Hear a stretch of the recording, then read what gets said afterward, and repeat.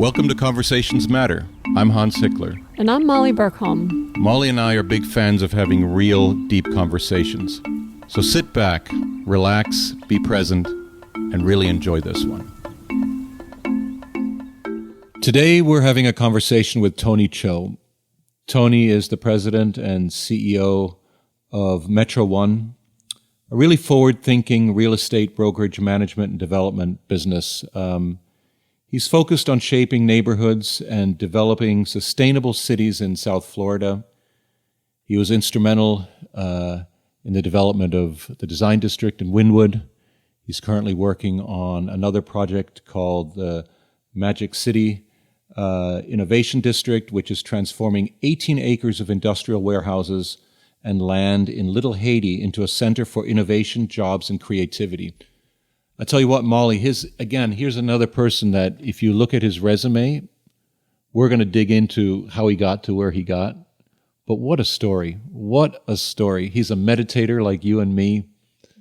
He's spiritual. He's guided by that. And his background, without giving up too much, is just like, how in the world did he get to where he is from where he started? It's so true. I think what really comes through is the sincerity of what Tony's doing. And I think people will really resonate with his own story of transformation, as well as how that transformation is now getting communicated out into the world. And it inspired him. I think his story is, you see it in his work and how he thinks about his work. It's really amazing. Yeah, I can't wait. Thank you so much for joining us today, Tony. It's a pleasure to be here. Thank you, Hans and Molly. I'm excited to have this conversation. Thank you.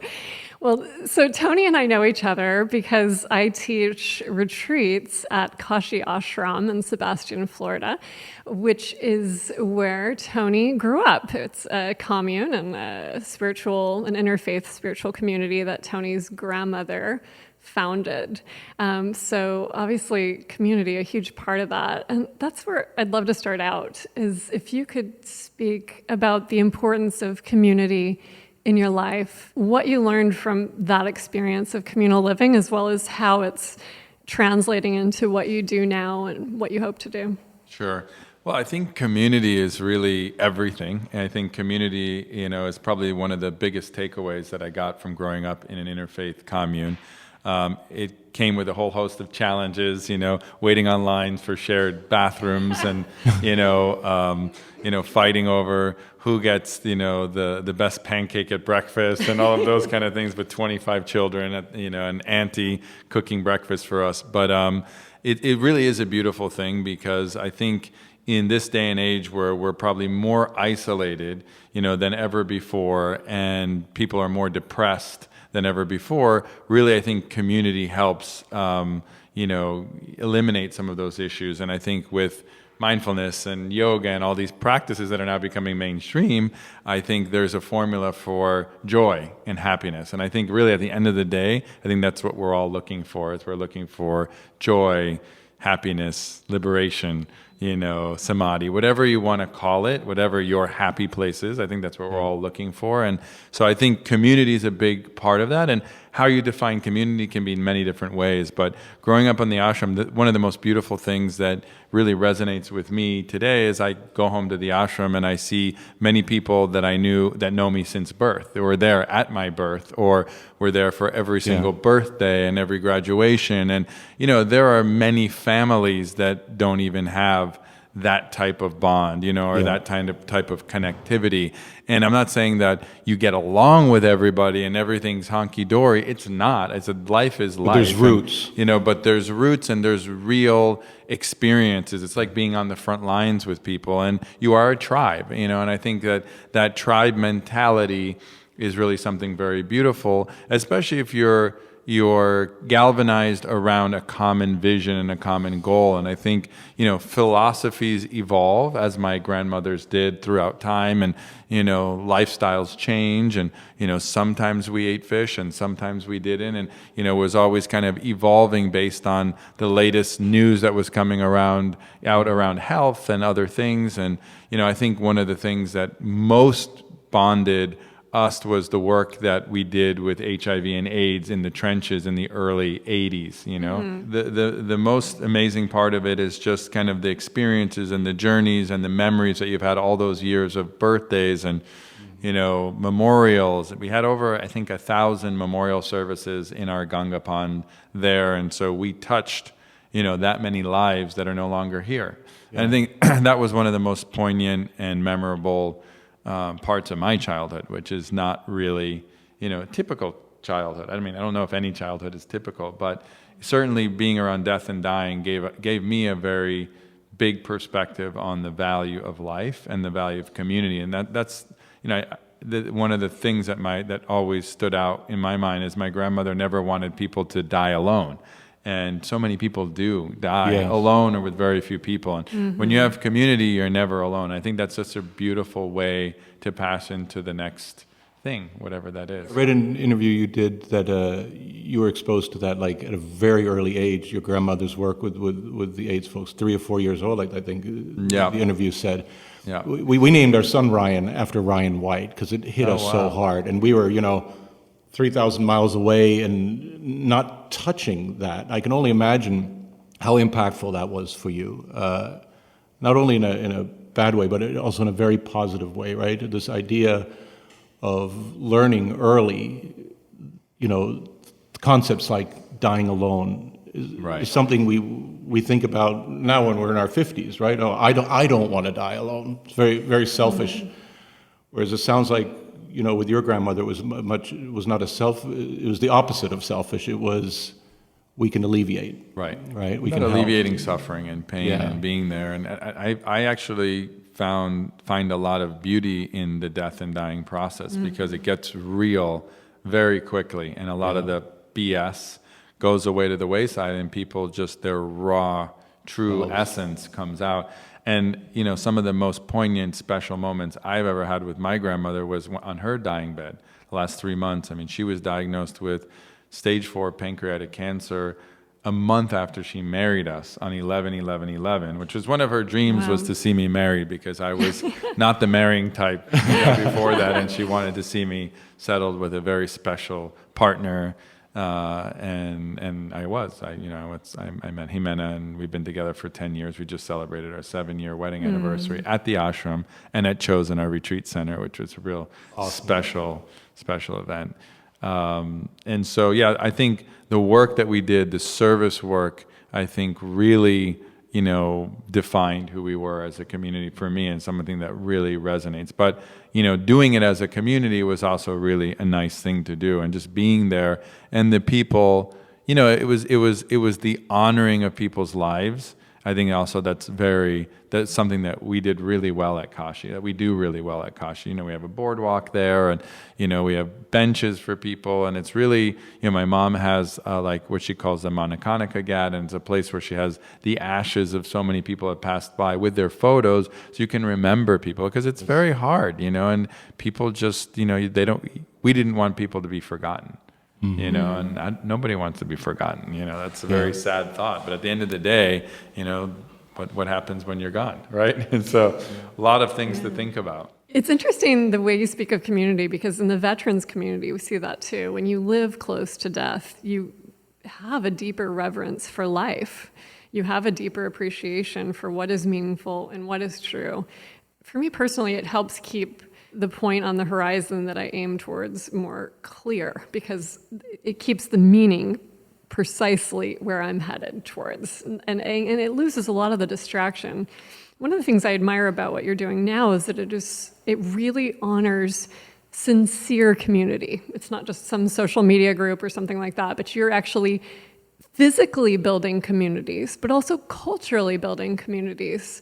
And I'm curious how that relates both from your childhood, and then if you could explain a little bit more about your vision for what that will be. Sure. So my experience was, you know, first in community was in nightlife, at least in this community, was when I went to Northwestern, and I didn't have a good go at that. It was too cold for me. It wasn't a right fit, and I wasn't ready to be in a traditional university setting with a 4-year plan, with goals laid out for you, become a doctor, a lawyer, politician, whatever.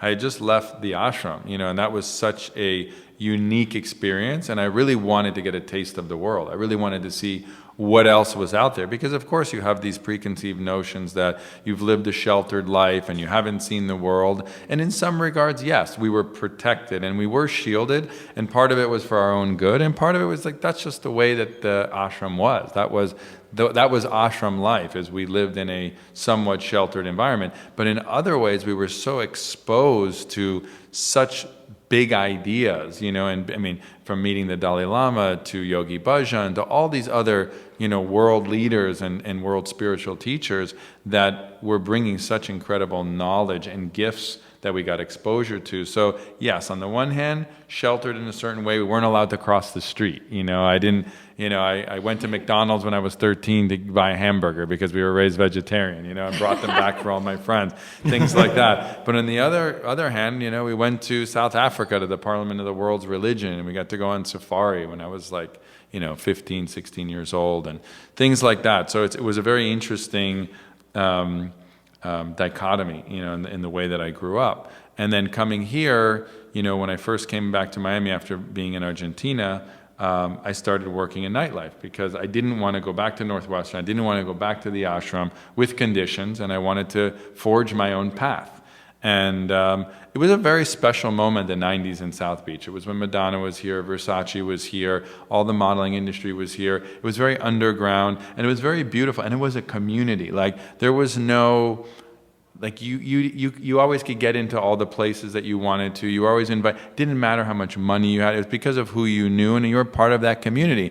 And so even celebrities would come in town. I remember Paula Abdul being at the door of Crowbar one time, and no one recognized who she was. But meanwhile, the bartender next door and this one, everybody got in. And it's kind of interesting how we create these communities and we take care of each other. And that was a beautiful era that kind of doesn't exist anymore. That was kind of the nightlife and the fashion industry coming together, and historic preservation, with all the deco buildings in South Beach was kind of part of that era. So is that the Tony period that your grandmother thought would never get married? Yes. Yeah. That was what I dub as the Kamala Gardens chapter of my life, and the story of Siddhartha.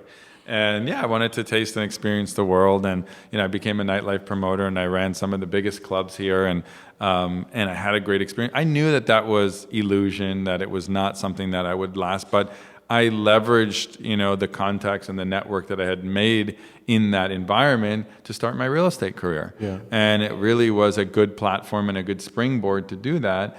And I got a real taste of the world, and I also got to see kind of some of the darkness and the drugs and some of the violence and some of the nastier parts of humanity that you get to see, and also some of the beautiful parts. To me, there was a lot of spiritual moments that I had in nightlife. Some of when dance music was coming out, and it's not just a drug reference or this. Is really kind of this magical time when dance music was really kind of gaining momentum, and there was this community that was being built all over the world. And I was there for the first Ultra Music Festival, which was on Miami Beach on the sand with only 2,000 or 3,000 people, and that was a community. That was a dance community that was very in its infancy and very beautiful to be part of. And so that was a magical experience, and actually was one of the most fun periods of my life because there was no stress really involved. Mm-hmm. It was the stressless part of my life.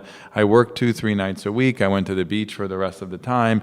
I traveled around. People took care of us. You were part of a community, and so it really felt like you belonged, and it was amazing. And even now, where I've had commercial success in my life, it's a different feeling. And so that was kind of my first taste of community outside of the ashram. And it felt good, and I really felt like I was part of something, and I was still part of the ashram. So now I had 2 communities, right? And so that was an interesting evolution. Then I got into real estate, and every transition is tough. There's no easy what's interesting is the first 2, the ashram and the nightlife, are people communities, right?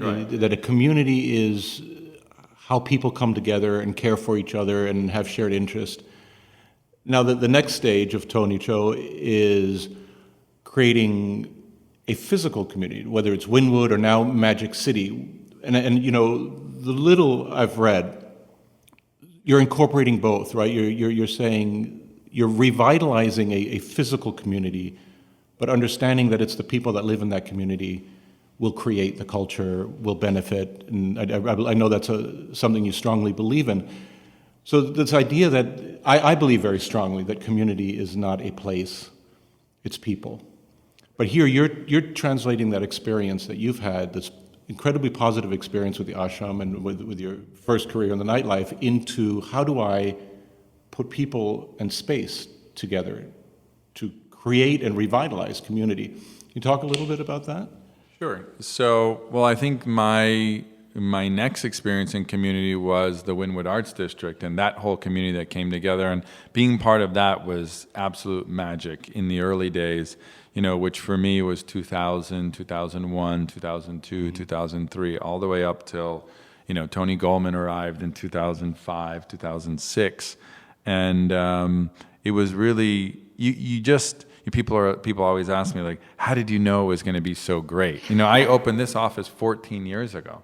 You know, I signed my lease. This was a tile company. This is an old 1962 Woolworths warehouse. And next door, Lenny Kravitz had a recording studio, and he would just come and jam. You know, it was just like a jam studio. And it was like raw. I liked it because we were on the tracks, you know, and I really like railroad tracks as a symbol for transit-oriented development and progress, and Henry Flagler and kind of what, you know, the first settlers who came to Florida, and this being on the ridge. And it has so much symbolism, and now it being, you know, Brightline and Virgin Train. So it's kind of amazing how that's all evolved over the last 14 years. But, you know, Wynwood was really special because it was really all about art. And it was about art, making art accessible to the public. And what's interesting about it, so it started with a couple of art collections, and it started with the Rubels and the Margulies, and they wanted cheap warehouse close to South Beach. That was their requirements. And then around those big art collections, you know, you had different art galleries that, you know, started to emerge, you know, over here. And at one point, I think we had 70 galleries. And then an art walk started happening. And then there was a Wynwood Arts District Association, which evolved into the BID. And we had some of the first business improvement district meetings here at this office, you know, 12 years ago or whenever that happened. And it was just really amazing to be part of. And what's interesting about it, what I noticed, is that what really catapulted Wynwood was the intersection of this art in public places, intersecting with technology, which was Instagram, because people are, you know, photobombing themselves in front of all these beautiful murals. So and that's what catapulted out into the world. And that's what brought Wynwood into this, you know, stardom around the world. As like, and there was nothing here. There wasn't one development. So true. The first time I came here was like 2 years before the Lab Miami opened up. So it was early 2000s. Right. And I was like, this is not going to happen. Honestly, you know, you said in an interview your superpower is seeing the future. I really do think that is your superpower, by the way, because I came here. Seeing the future, it's co-creating the future. Like, you have to be part of it. Like, you can feel things, and I think you can make good guesses, you know, and have instincts, which I was like, if you look at a map, I mean, we're between Miami International Airport and Miami Beach. So, I mean, geographically speaking, you're in a very good place, you know, and a bunch of warehouses that are vacant is a good blank canvas, you know, to work with, because it's just raw space that you can adaptively repurpose, like our building or whatever. And so I think those two elements were a good formula. And I think, you know, once you start, I'm a good promoter, and once you start promoting, then you have other people that come in to help you co-create it. I can't do this, you know, creating a neighborhood is not something that one person does. It takes a village, it takes a community. But I was photobombing myself with the art. I loved it. And that part of me said, man, if they can pull this off and keep this here, it's going to be really special. And it has turned into something extremely special. So really special. And we fought against bringing, you know, chain stores in here and fast casual, you know, restaurants. And now it's starting to change, you know, Starbucks coming into the neighborhood. But at least, you know, the powers that be and the business improvement district and all the owners are pretty aligned in the vision of keeping it independent, you know, and keeping the street art as part of integrated. The values have gone through the roof, of course, and that's the results of any successful experiment or project. It's super successful. What do you feel the values are? We've sold some of the most expensive properties in Wynwood, and land can go anywhere from $300 a foot up to $1,000, That's so funny. I thought you were talking about like the values of the community. But that also is true. The values of the community, I think, really all stemmed around independent businesses, creative expression, innovation.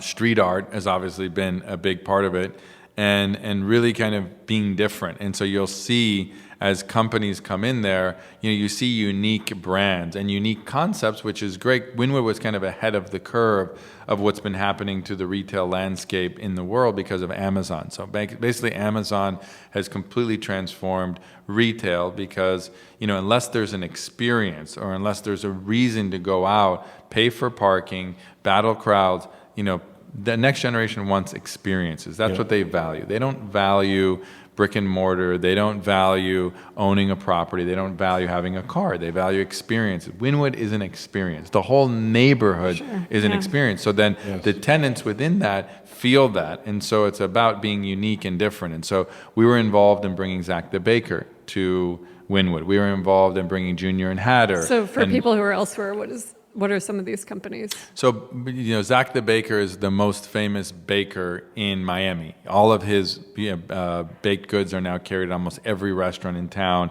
He was a religious Hasidic Jewish kid working in a warehouse in Hialeah. One of my agents discovered him, introduced him to Goldman Properties, and said, "Hey, you gotta support this guy. We got to give him an opportunity." And he was a startup, right? And so that was kind of that startup ecosystem around culinary arts.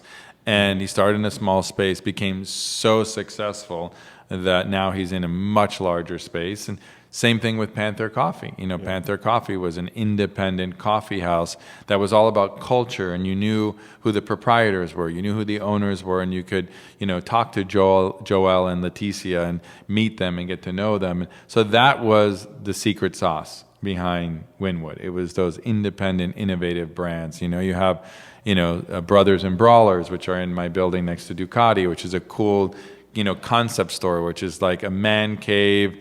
You have eyewear, you have a coffee shop. So this is a very innovative, creative concept that's not your typical thing. And you're seeing that even for the large, big companies like Nike, Nespresso, trying to create lifestyle and experience to get people to actually come to their stores, right? So that's what one of the values was about Wynwood, is being creative and being unique and being different. By the way, I love that value discussion, because here's the deal. The whole concept of, people, profit, planet, right? You can create culture, you can embed a value system and still be highly successful at it, right? And so, it's not one at the expense of the other. And I think Wynwood is such an example of that. It was built with a premise of creating a culture, leveraging the local community, while at the same time creating something extremely successul. I mean, not only for the neighborhood, but for the city itself. Oh my God! And it's completely. And I'm 100% on board that Magic City is going to do absolutely the same thing, because I think you do have this formula for success. That in a different way, because I think you can't reinvent anything. You can't. You have to start from scratch. And I think, and it's interesting because I've had this history throughout my career where people are like, I started in South Beach and then I came to Wynwood, and people would ask me, is Wynwood can be the next South Beach? And I said, I hope not. It's completely different. I mean, South Beach is an island that's on the beach and it has deco buildings. We're in a dilapidated warehouse district. I don't know how they can be the same, or should they? And so what Wynwood's success was its uniqueness. People ask me the same thing, is Wynwood, is Little Haiti or Magic City the next Wynwood? And I said, I hope not. I said, I hope it's completely different. The geography and the texture of the neighborhood is different. It's very green. Wynwood is very concrete. So it's got a different vibe altogether. It's got this Haitian and Caribbean vibe that really is part of its secret sauce. And, although, despite what you read that Magic City is going to gentrify or push people out, it's absolutely not true. A lot of Haitians don't actually live in Little Haiti anymore. Most of them live in North Miami. That said, this is their place where they identify identify with, and we want to be part of preserving that culture, enhancing that culture, and we think we can do it in a very cool and creative and innovative way, where all along Northeast 2nd Avenue, we want to incorporate, the Caribbean aesthetic into our future builds, but in a modern Caribbean way, not in a way where it looks run down or dilapidated, where it looks really incredible, where the Haitians can be proud of this neighborhood and this part of Miami, and we can bring in some of the top emerging Haitian and Caribbean chefs to create new concepts, like food halls or cloud kitchens or different things that are really innovative and they're changing the game. And that's why, to me, the difference between what we're doing differently, what I'm focused on differently in Magic City than Wynwood, is that it's all about the magic, and what is the magic is all innovation and technology. That's the so it's virtual reality, mixed realities, having those experiences, but in a different way. So Magic City is really a laboratory where we can prototype the communities of the future. The communities of the future are many. A lot of them are digital communities. The racing and gaming community, for example, that's a huge, huge community that's billions potentially, of people. And how do you, access those communities and get them to be involved in helping to change the world and change the planet? How does Magic City become a platform for change and climate change, and resilience? Everybody's like, well, you bought in Magic City in Little Haiti because it's 18 feet above sea level. Has nothing to do with that. Zero. I've been in Little Haiti for 15 years. Before people were talking about sea level rise and climate change, it was just because of the location that attracted me, and the culture, and the tree canopy that was there, and the creative class that was there, and living in warehouses. So there's an opportunity now to create a city of the future that can be a model of regenerative community building that we hope people copy and emulate around the world. That's the idea. And we don't pretend to have all the solutions, but we want to bring conferences, conventions, there. That's the idea. Is like, you're talking about, this show is about conversations. Well, let's have a conversation about gentrification. Let's have a conversation about ownership. Let's talk about how communities get aligned. And I think, and I'm involved in a pretty large, interesting tokenization of real estate deal at the WeWork building in downtown.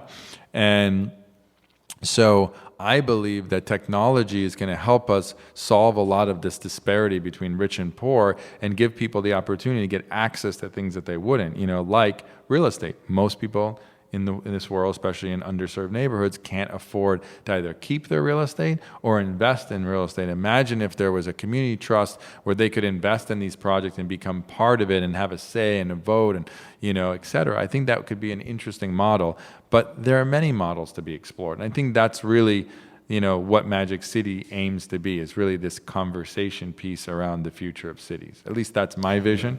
Every one of our partners is different, obviously. But that's my vision. That's because of my background.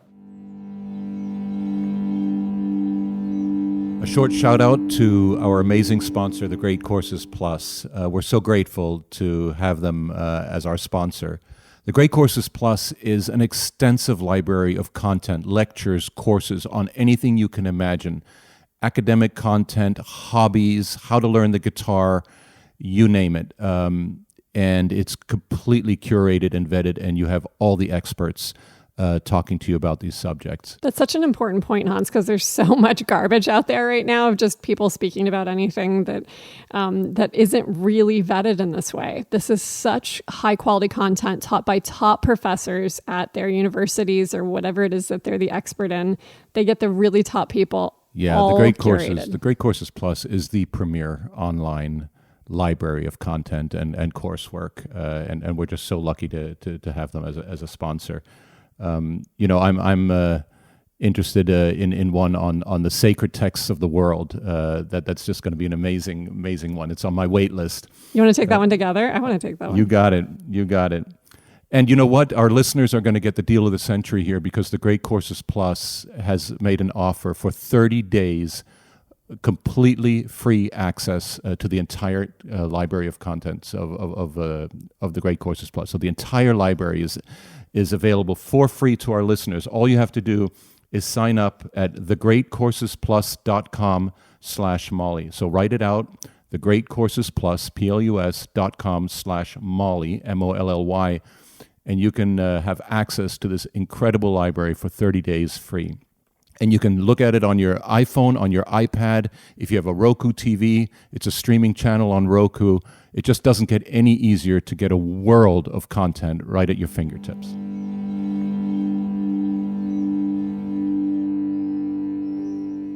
So I grew up a lot in Chicago, which is a very diverse city. It's socioeconomically diverse, it's culturally diverse, it's ethnically diverse. And we grew up with all different types of people, mixing together, going to the same concerts, going to the same community gatherings. And it was just, what made you cool was that you were interesting or you were different. It wasn't to all be the same. And when I moved to Miami, I had this feeling like it was so socioeconomically stratified, like really, like dramatically, like the rich people were over there and the poor people were over there, and this culture was over here and this culture was over there. In Wynwood, I feel like it is a place where you can go and see lots of different cultures. And one of the things, when we used to have those big Night in Little Haiti musical events that were so amazing, and my son was a baby, and I used to take him down there, and it was so much fun. It felt like Chicago to me. It was the first place that felt like Chicago, because it was totally people that I didn't see where I lived in Key Biscayne. It was totally different, and we were all dancing and having fun, and it was safe, and it was great. And so it feels like we can keep creating that conversation of not making it just one group. How do you think we do that? How do we, and not just in Magic City, but just for other people, other places, like how do we keep that socioeconomic mix and that ethnic mix and that cultural mix where we honor the differences and find beauty in them? That's a very good point. I think, you have to make an effort. I think it has to be intentional in terms of the way that you curate your experiences. And so whether you're a property owner or in charge of an association or a cultural organization like the Little Haiti Cultural Center, those are the types of things that really help preserve that culture and celebrate those cultures. So I think that it's challenging. Obviously, in Key Biscayne, it's a very homogenous community, and it's predominantly very wealthy Latin Americans, and so you're not going to have the same culture that you have in Little Havana or you have in Little Haiti. However, venturing out, you crave that. You want to have that experience, and so I think it's the responsibility of the community, of the public, as well as the private individual to make an effort to truly try to incorporate everybody. And that's what we've really been trying to do at Magic City, is really, talking to all the organizations, the association. Now, everybody has a different need or ask or want. And so, there's not one community. There's many different people, and they identify with different groups or different communities. So it's really about coming together and giving people a platform to speak about what's important to them. So I think listening is a big part of the process, and I think that's, people want to be heard and they want to be respected and they want their culture to be celebrated. And I think they should. I think that's the richness of why I came to Little Haiti, was that culture and the history that was there. I mean, it was Little Lemon City a long time ago, and one of the buildings that we have on our property, is this historic Dupuis medical office building from before the turn of the century, late 1800s. And that history is something that is special to me because, we're not Europe that has, thousands of years of history. We have hundreds of years of history, and it's really great. And Florida, especially South Florida, Miami was incorporated in early 1900s. So we don't have a lot of history to speak of. So I like, honoring and respecting that history and that culture. And to me, that brings a richness that, new construction and new development doesn't have. And so there's ways to, do it in a graceful way. Like in Wynwood, all the new builds require incorporating street art. So that was a solution. Is it going to look the same as having an industrial building that has street art? Probably not. But is it better than not having it there? But it's a continuity. Yeah, and it's a compromise, right? It's a compromise. It's art and commerce coming together in a way that's a little bit more synergistic. You're not going to avoid commerce, and you're not going to avoid the thing that I wrote on my post this morning, because there was an article that came out about Little Haiti this morning being the next frontier and the next thing, and how some people are concerned that Magic City is going to gentrify and this and that, and some people are concerned about the height and the density.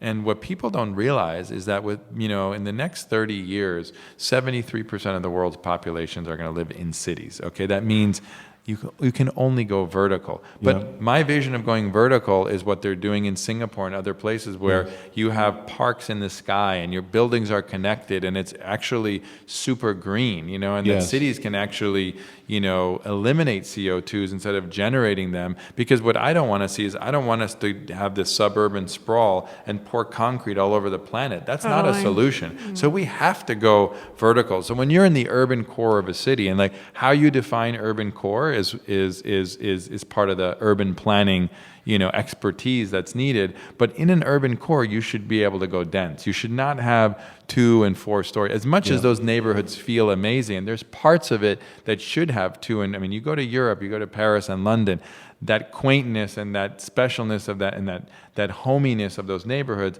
has 4 to 6 story buildings. So we know that that's a certain archetype of what you want to build. But that, unfortunately, is not what the city of the future is going to look like. It can't. I mean, we're just, unless we want to decrease the population, and that's a whole other philosophical conversation, which I'm sure some people want to, and there's a lot of theories out there about how that's going to happen. But I'm an optimist, and I'm assuming that, I'm rooting for humanity and civilization. I'm rooting for us to become sustainable, by 2050, and have a city that makes sense, and that's regenerative and that's green and it's a place that we enjoy. It's going to require giving up space. It's going to require giving up cars. There's a lot of sacrifices that are probably going to need to be made, but that's just the reality. I have a different question for you. You mentioned on Wynwood what a great canvas, between the airport and Miami Beach, all these warehouses. It's a good canvas. And now you're doing Magic City, and I believe, a big part was a park, right? A trailer park. What comes first for you? Seeing a canvas and saying what you can do with it? Or is the Magic City concept in your head and you find the canvas? I think it's different in every situation. I think in the case of Magic City, I was, enchanted by this former trailer park. It was 9 acres in the urban core of Miami with these beautiful trees in it. And, I had an attraction and affinity to it. And also the historic name of the property is the Magic City Trailer Park. And, I love magic. I've always loved magic since an early age. And I've always been fascinated by innovation and kind of being on the cutting edge and being on the tip of the spear and always kind of looking out to what's next. And so, when I first saw this property, which was back in 2005, that's when or even sooner, 2004, I went into contract on it 2005, like that long ago. Oh, wow. So that's, 14 years ago, without really a plan. It's just, hey, this is an incredible piece of property. That was a canvas. And that was the blank canvas. And I said, this is something magical can be created here. And, we had come up with a lot of ideas of temporary trailer park housing, kind of like the Cosmic Trailer Park that they have in Marfa, Texas, and a lot of different ideas. And then my investor at that time really was only interested in flipping the contract and not really developing. It's a massive undertaking. I mean, this requires people with a lot of perseverance and a lot of stamina. It's a massive project. Even just the trailer park in and of itself before we assembled the other properties around it. And so it was a beautiful blank canvas, and I had a vision. I had a vision that I wanted to transform this into a city of the future. And that was kind of the opportunity. And I had a bunch of experience in Wynwood at the time, and had seen what kind of Midtown helped to catalyze Wynwood's growth as well, having a place where people could come that was kind of more generic and a little bit more traditional, helped get people from Coral Gables and Aventura, in their high heels to shopping, and then maybe come venture and go to a gallery here or there, or an art walk or something like that. I'd love to shift gears a little bit and to ask you, well, first you mentioned magic. Say more about what magic means to you. So, I've been involved in magic, my whole life. I think magic started at an early age in, seeing the twinkle in, a baby's eye that had HIV or AIDS that was going to pass away. I think there's magic in group dynamics. There's magic in a great, well-executed event or an incredible night at your nightclub with, some of the most incredible humans in the world, Mick Jagger and Bono and these types of people coming together and celebrating and having fun. So I see, magic in, human dynamics and, breakthroughs in your life. And so to me, magic is more than, just, a magic trick or something like that. To me, magic is success. Magic is, creation. Magic is, Wynwood was a magical experience to be part of. The magic of its grittiness when it first started out. Same thing in South Beach. That was a magical time to be part of that. You felt like you were part of something that was special. It was a magical time as well. And I think the magic that I'm speaking about now is the magic of technology to really transform the planet and really solve some of our biggest problems. And I believe in innovation, and I believe in our human ingenuity to really solve some of our biggest problems. And we're at the forefront of one of them being here in South Florida, and having to grapple with sea level rise and climate change. I believe the solution is out there. I believe that there hasn't been enough time or resource or will or desire from the powers that be, starting politically at the state level, certainly at the federal level now. But I believe that those solutions are there. And I think if we all come together, and we focus on it, we can create the magic that will solve those problems instead of, heading towards imminent, demise, which is kind of like, I think it's a solution and a choice we have. We're aware. We continue to do that. I think there's some people that are in denial, but I think more and more we're going through this conscious awakening where I think for the most part, people are aware of the damage that we're doing to the planet and how we're harming ourselves and our population, and that we have a limited amount of time before we're going to self-destruct. And I don't know if you've seen this new show on Netflix that Will Smith is narrating called One Strange Rock.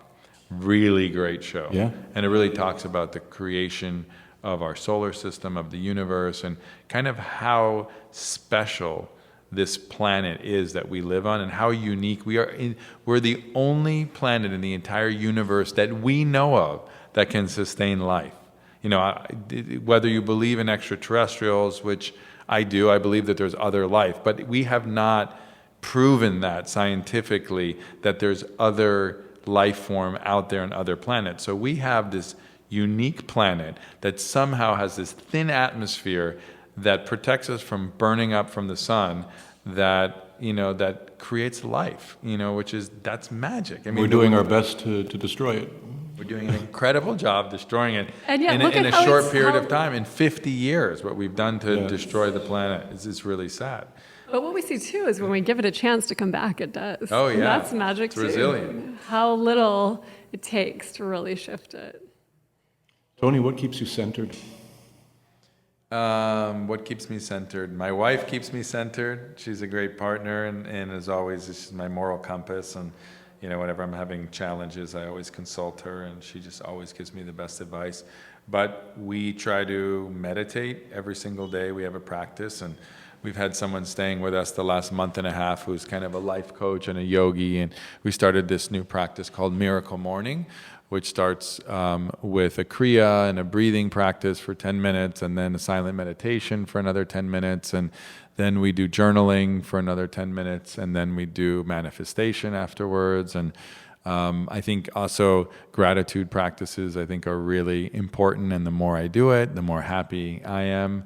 And so that, along with doing physical activity, whether it's walking on the beach, which I really enjoy, or going to the gym, which I don't enjoy as much, but I feel great afterwards, cold plunging, sauna, steam, that type of stuff, I think really, really helps keep me centered. And community, I think community is really something I enjoy. I love hosting people. I love bringing people together. I love celebration. And I like, I'm really one of those people that really likes to live life to the fullest, and so I don't, I was in Paris recently, and I was with a guy, and I don't drink that much, but I do enjoy a really good glass of fine wine, and people who really know about wines is really something that I enjoy being around. And we were with a gentleman who is a wine connoisseur, and he said, you know what, I think he's in his 40s or 50s, and he said he has 3 daughters. That's like the light of his life. And he said, I always pick the best wine bottle in my cellar. Most people that you go will never like take their most expensive or their nicest because they're like saving it for something. And this guy was like, I always pick my nicest bottle in the cellar because he's like, I never know when it's going to be my last. And he said, if I were to go tomorrow, he said, I would regret that last night I didn't have the most amazing bottle.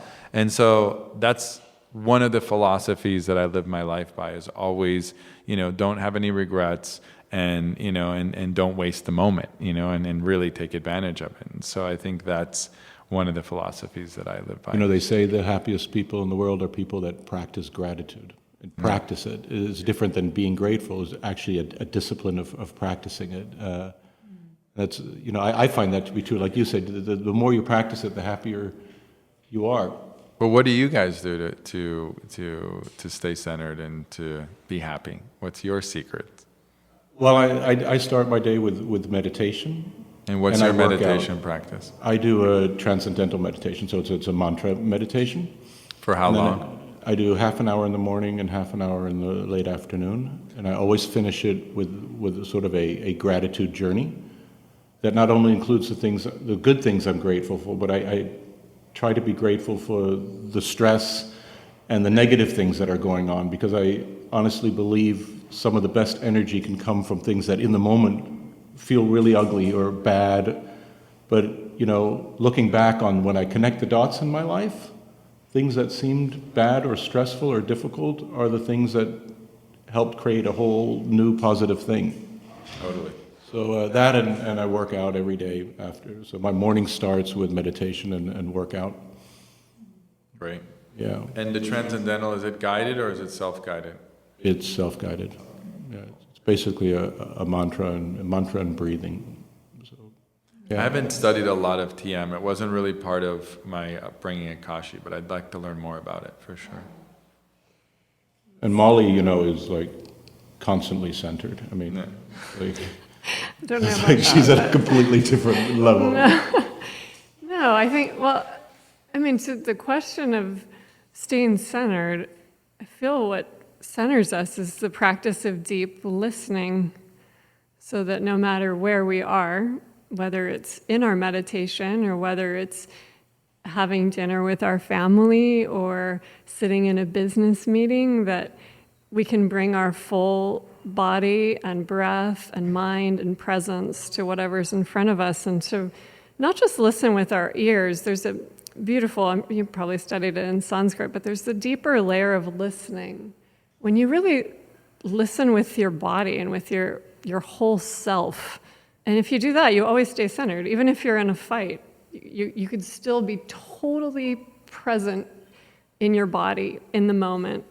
And if you're grounding it that way and not going up into the mind or going out into the space, but constantly keeping that breath, that flow of realizing there isn't a separation. And I think deep listening is the key to dissolving separation. What I admire about Molly is when you speak with Molly, every time you get this feeling that she's completely focused on you. Like there's no other meeting happening or what time is it, or it is like complete presence. And it's really admirable. But I think for me, staying centered is having this capacity to be completely present and self-aware. After a meditation, I feel this feeling that it's almost things come at me in slow motion where I can actually process them before having to react to them. This idea that not everything that comes at me needs a reaction.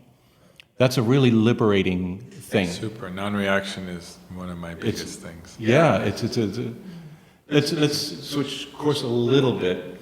By the way, railroad tracks. Mm-hmm. Have you read John Ambrose's Nothing Else Like It in the World? No, but it's on my list. It is amazing. Thanks for reminding me. It's the story after the Civil War about how the Transcontinental Railroad was built. And, one of the most amazing things was people who had just finished fighting each other for years, the North and the South, were working together on the railroad tracks coming from the East. And on the West, you had the whole Chinese laborers and all the labor happening. And these guys were paid by the mile. And they were only paid if telegraph lines, this was the most amazing thing, a telegraph line had to be built for every mile of railroad track. So it was not only a physical link of the country. It was a technology link. And that changed everything, including the fact that supplies could only be delivered because of that darn telegraph line that had been built. So to me, I was thinking about, you're talking about Wynwood and the railroad track and technology, and some of the most amazing things in history have happened when a vision was put together with technology correctly. So belief systems. I did this exercise for myself. What do I believe in? I'll read you a couple of them because I'd like to know some of yours. I believe that everyone's story matters. I believe that if we open ourselves to others, we open doors to ourselves. And I believe that empathy must replace envy and greed. Those are a few of them. What comes to mind when you close your eyes and say, I believe? I believe in the human potential, for sure, to accomplish unbelievable things. Every human potential. I agree with you that everybody's story matters. I got to give him my book. Yeah, I definitely would love to read it. I have a lot of, I think I share a lot of your sentiments in terms of my belief structure. I believe that, a lot of life's lessons are learned through suffering. So I have this Buddhist connection for sure. And I don't necessarily believe that life has to be suffering. I know that some people vary in that, but I feel that there is suffering in life, and life, you do go through suffering. And I think that how you perceive suffering and how you experience suffering will define who you are. And I think, like you said, I now, really try to not react to anything that happens, good, however you perceive it, good, bad, and indifferent, and really just try to have gratitude for the lessons in all of the challenges, because the challenge is really where you grow the most. And so I've been able to really look back and see the most difficult experiences and how they've really actually helped define who I am now and given me strength. So I believe in our ability to prevail in, against adversity as a individual, but also as a collective. I believe that there's really a infinite ability for accomplishing things as a collective when people are aligned and they come together. So the power of oneness, I think, is something that I really believe in. What's left to do? What's so much deep in your heart that needs to take life in the way only you can do it? I mean, I think that my unique superpower, like we talked about earlier, is really following my heart and seeing things and following my instincts and really trying to be a catalyst for creating kind of these humanity and cities for the future. That's really what I'm really focused on, because I think that that's really important. If you have to focus on where the bulk of the changes and impact to our civilization are going to happen in cities. And so my life's work is really helping to create, co-create the cities of the future. And I think this is a platform, but I think this is needed everywhere around the world. And some people are doing it, in other places. And I really just want to collaborate and bring my skills to municipalities and communities and figure out how we can co-create a vision of the cities of the future that are regenerative, that are fair, that are responsible, that focus on people, planet, and profit all together. And I think a lot of this innovation can happen in cities. And then simultaneously to that is really being a conservationist outside of cities, is really protecting the Amazons, protecting the wildlife, protecting indigenous people, having low impact experiences like what we're doing at Chosen and Kashi and other places, Esalen. What's Chosen, for those who don't know? Chosen is my retreat center. My last name is Cho, and it's a place in Zen. And it's a great name. Really, it has a good resonance, yeah. And we have a Shinto gate. We were at the entrance, and really what Shintoism and the gates represent, those torii gates, is is crossing the threshold from the mundane into the sacred. And what is the sacred? It's just your essence. It's nature, whether it's human nature or nature of our planet. And so it's an eco-retreat sanctuary that's nestled on the banks of this preserve, this 22,000 acre nature preserve that has 50 endangered species, including the bald eagle and the Florida panther. And so it is really to raise awareness. It's a place that's geared towards raising awareness around our local ecology and the fragile Florida ecosystem that's right there, which is right in the wild Florida corridor. Mm-hmm. And that's basically, it's being infringed upon by all this suburban development that's happening. All these single family home communities and things like that are just sprawling, taking away habitat from all of our species. And so that's a big concern of mine. So this sits kind of right there, and I consider it kind of like center camp, where people can basically go from there and explore Florida wildlife. And they have access to the ashram, which is this spiritual interfaith community. But Chosen is more quiet, and it's a place where you can go, and whether you want to do a vipassana, or you want to do a corporate immersion, or you want to come there, and just be in nature, that's kind of really the goal. But it's really supposed to be like a camp for the humanity of the future, where people can come together. It's like a Florida safari. That's really what. Can I tell you a funny story about Chosen? What? So, so I do once a year this retreat, Warrior Cities retreat. It's half veterans, half civilians, because we have so much to learn from each other. And we often go on hikes.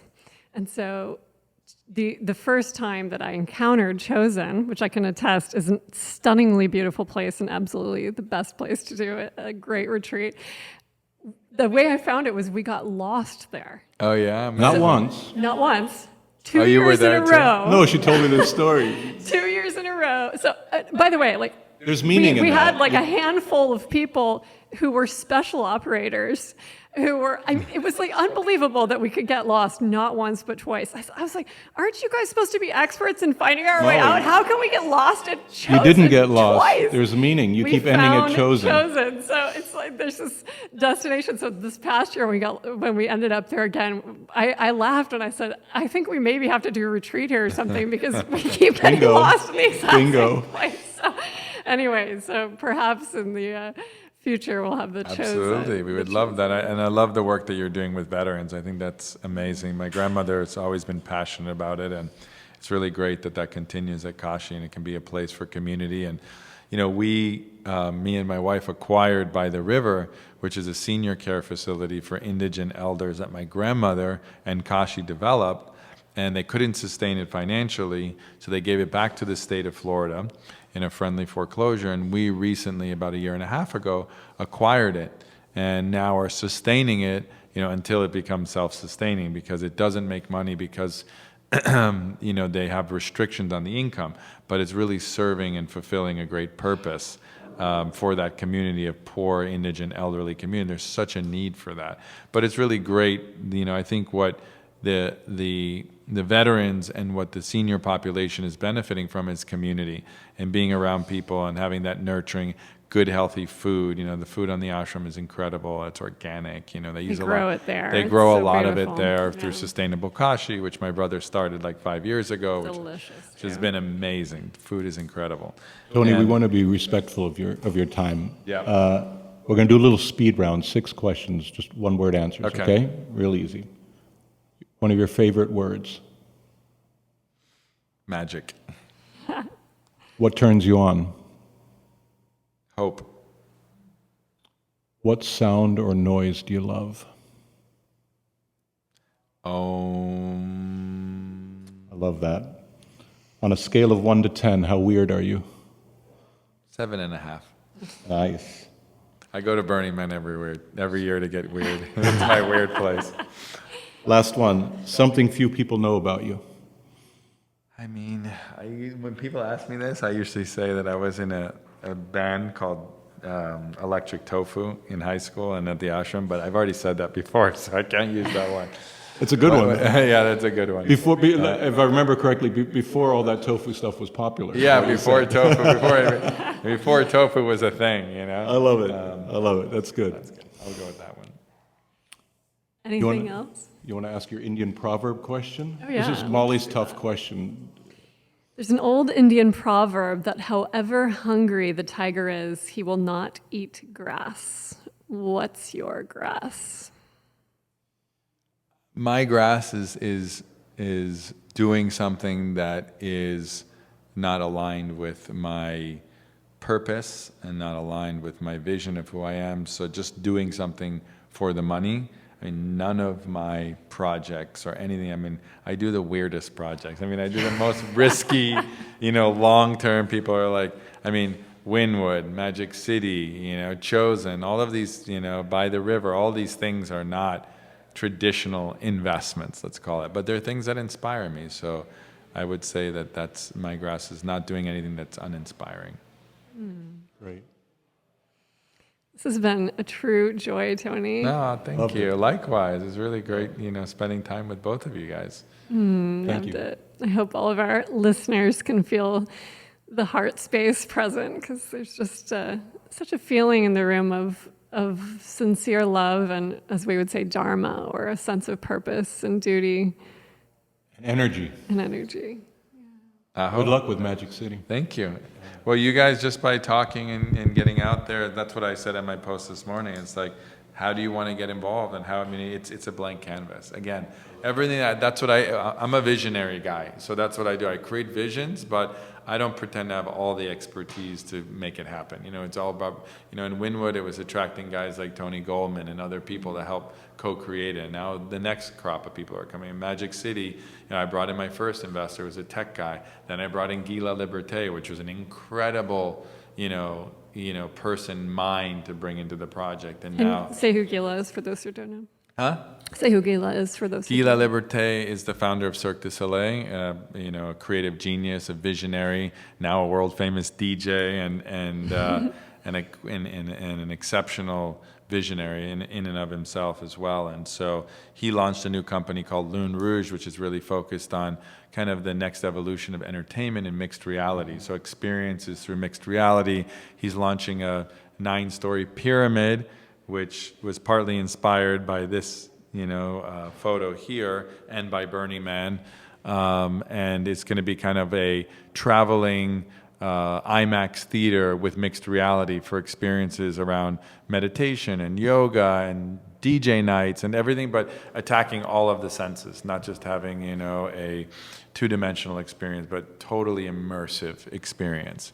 And so that's exciting. That's pure magic, and so you're going to see stuff like that happening. You surround yourself, the kind of people you surround yourself has a lot to do with the results you achieve. So that's what it is. I think it's all about creating the vision and manifesting it, but then it's the dharma. It's like you just set it in motion, and sometimes you get frustrated because it doesn't go the way you want it to, or it doesn't do this, but at the end of the day, I think that we're all, in some ways, we're just a vehicle, or we're puppets to the higher, our higher purpose, and so I have to trust in that process. At the same time, I still think you need to continue to stay current, stay on the cutting edge, stay focused, and continue to improve and better yourself, because then if you're dull, then you don't manifest the way that you want to manifest. So I think, when they talk about, whether it's your destiny or whether it's something that you create for yourself, I think it's always both. I think that you have the opportunity to kind of shape your destiny.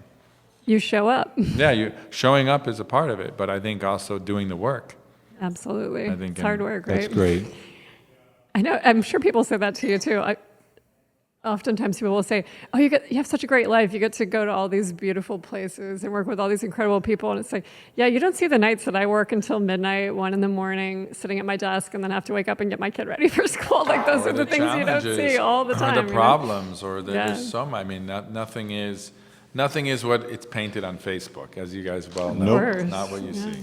But you know what? If you surround yourself with people that have the same kind of positive energy as yourself, you've got half the battle won. So. Totally. We always say with veterans, you become the 5 people you spend the most time with. So be really careful who you spend time with.